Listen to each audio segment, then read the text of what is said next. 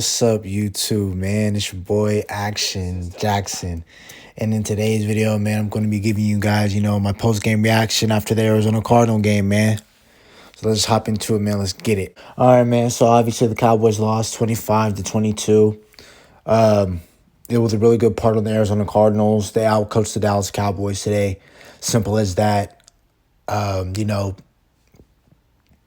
So yeah, man, I'm just gonna just hop into it, man. Just strictly just looking at this offense for right now, man. So, you look at the stats on the offense. Dak Prescott was 24 of 38, 226, and 3 touchdowns. And he had one touchdown in the second quarter, about to go into half. We don't have any injury news update on Michael Gallup, but that injury did not look smooth. It did not look good.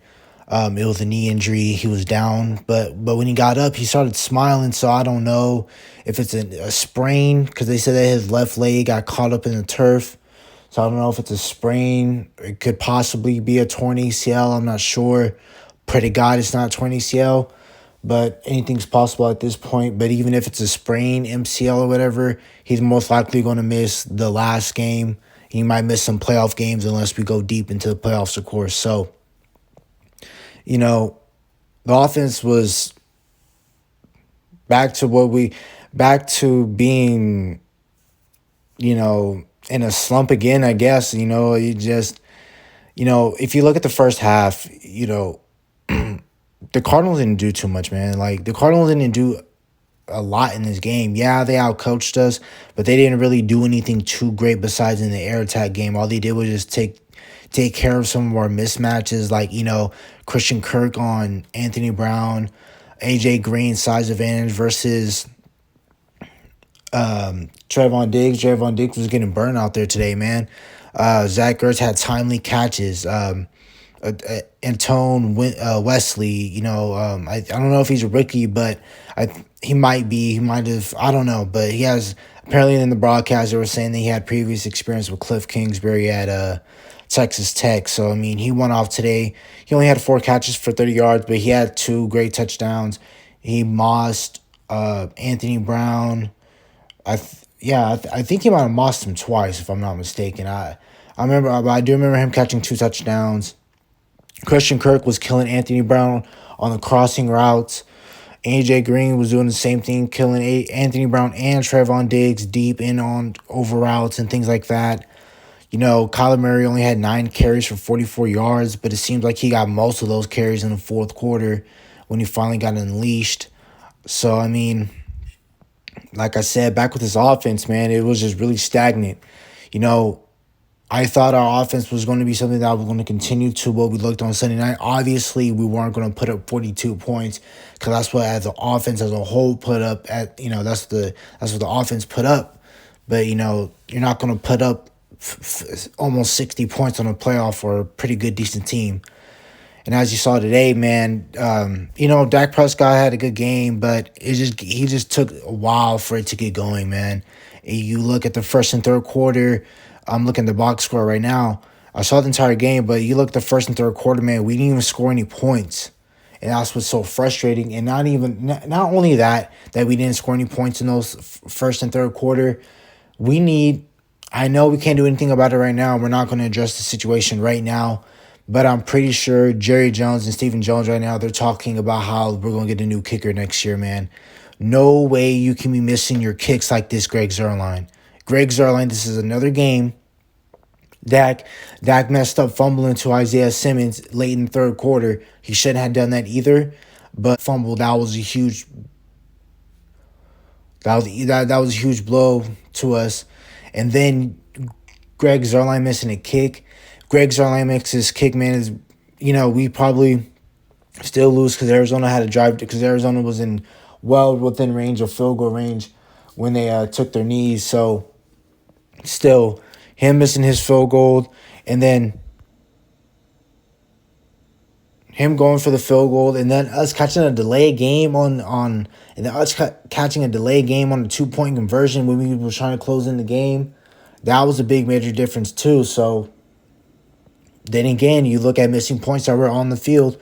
You missed about 5 points out on the field that were easy, that were gimmies if you just can, easy if you were just paying attention and just on it more. And then another thing, man, we were piss poor on the ground. If you look at the stats for today, we only had 45 rushing yards. And if you look at the Cowboys' rushing yards, man, Dak Prescott had 5 carries for 20 yards. He was our leading rusher today, bro. That is ridiculous. We wasn't able to run the ball, and which is embarrassing because the past teams that have been playing Arizona have been running the ball. And then you look at the Colts, who are missing 5 starting offensive linemen or 4 offensive starting linemen last week on Christmas. They ran for 100 and something yards on them. So I think that might be an issue going into the playoffs. More than likely, guys, we're gonna have to end up seeing this team again. We either have to see Arizona, or if we get a win, I think if we get a win, we could possibly move up to the 3rd seed. I highly doubt it, but I think with the win, we do move up to maybe the 3rd seed. But then I don't think that the Bucs are going to lose their last game, Week 18, to the Panthers. I doubt if they do that.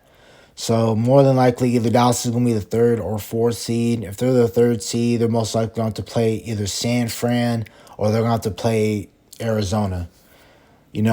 So it is what it is, man. Sunday night's about to kick off right now. Who knows what's going to happen tonight? And nothing really plays a factor, I don't think. Maybe if Green Bay loses and we win, you probably have to get some help by the other 2 teams losing. Then we could probably get 1st seed. But right now, we're at the 4th seed right now. More than likely, if the playoffs were to end today, if playoffs were to start today, we will play Arizona again.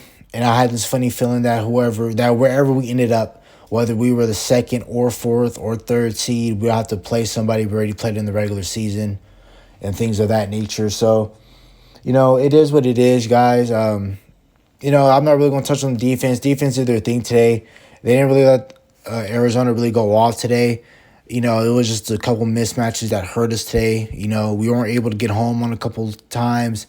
Jaron Kearse dropped an interception on the drive that we had to call a timeout because then again, we weren't paying attention. We had to waste a timeout. Obviously, you guys, at the end of the 4th quarter, when Arizona was running out the clock, Chase Edmonds ended up fumbling the ball. And since it was almost close to the 2-minute warning, we didn't have a timeout to challenge the play. So, that was a clear and blatant, obvious fumble. It is what it is, guys. So, it's on next week, really. We got to play Philadelphia.